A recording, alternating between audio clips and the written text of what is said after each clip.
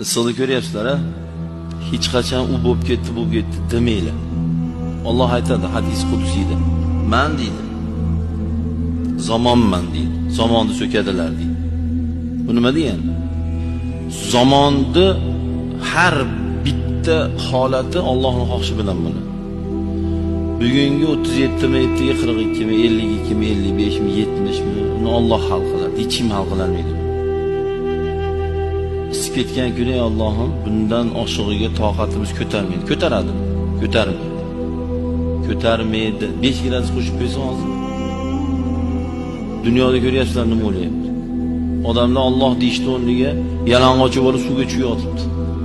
Mana ko'rdim dunyo yangiliklarida internetda. Erkak ayol suvga tushyapti. Suvini qaynatib yuboradi Alloh xohlasa. Suvini qaynatib yuboradi Alloh. Dengizini qaynatib yuboradi Alloh. Biz Allohga aytaylik. Alloh bizni eshitib turibdi mana hozir. Ma'ni siz hammamiz bilib turibdi. Qalbimizni bilib turibdi. Allohga aytaylik. Alloh rahim qilgan. Bundan oshig'iga chidamaymiz deylik. Yonib ketdim, tutab ketdim. Men uyimda kansangizni frionini qaynatib yuboradi ishonib. Qiyomatda dimog'imiz qaynaydimi? Qaynaydi.